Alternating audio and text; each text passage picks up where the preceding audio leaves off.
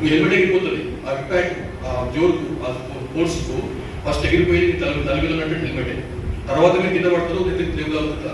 So దావా మీద ఎటువంటిప్పుడు so helmet పెట్టుకున్నప్పుడు హెల్మెట్తో పాటుగా బక్కలు కూడా పెట్టుకోవాలి, స్ట్రాప్ కూడా పెట్టుకోవాలి. అప్పుడే మీరు నిజంగా హెల్మెట్ పెట్టుకున్నట్టు అనమాట. ఇక్కడ ఆడలు ఉన్నారు కదా, ఇక్కడ కనిపిస్తలేదు మన ఆడలు. లేడీసా ఎవరు కనిపిస్తుంది? ఏం లేదు. ఇంకోరు లేపుతున్నారు, చేతులు లేదు. ఒక 5-6 ఉన్నారు. ఎవరు మీ పిల్లలు ఎవరు? మోటార్ సైకిల్ ఉందా మీ ఇంట్లో? మీ కొడుకు కానీ మీ భర్త కానీ మీ అల్లుడు కానీ మోటార్ సైకిల్ ఉందా? అనుకో అక్కడ చెప్పండి, నేను చెప్పేది అర్థమవుతుందో లేదు వాళ్ళకు. ఉందా?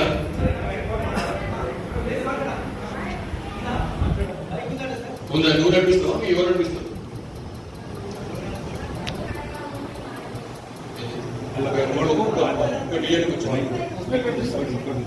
హస్బెండ్ అంటే ఆయనకు హెల్మెట్ ఉందా? పెట్టుకుంటాడా? ఇలాగే చెప్పండి, పెట్టుకుంటాడా? ఇలాగే నీకు పెట్టుకుంటా స్టార్ట్ పెట్టాడా? మరి నువ్వెంత కూర్చున్నప్పుడు నీకుందా హెల్మెట్? మరి అదే కదా, నువ్వు రేపు పోగానే దుర్ముఖ అమ్మగానే ఇప్పుడు అడగాలి ఆయన ఇంటికి వెళ్ళగానే నాకు కూడా హెల్మెట్ కొనుక్కొని. ఎందుకంటే నువ్వు నీ ప్రాణం కాపాడుతూ కానీ నా ప్రాణం కొంచెం మంచిదేనా నీకు? నువ్వు నేను ఇవ్వడం నీ హెల్మెట్ లేకుండా నేను కూడా రాను అని గట్టిగా కండిషన్ పెట్టాలి. నీ కొడుకైనా కానీ సరే,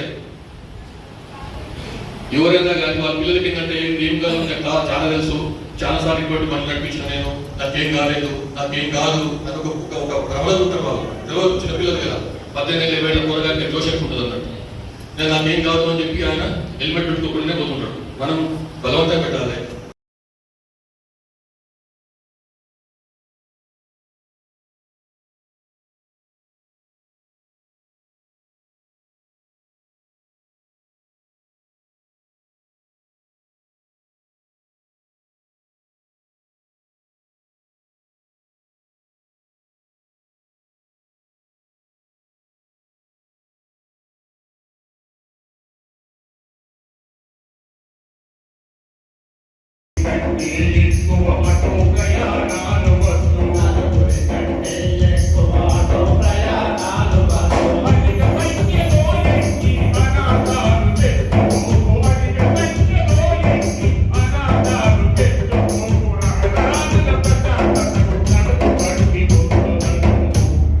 రహదారుల ప్రశాంతతకు నడుపు కట్టి ముందు నడువు.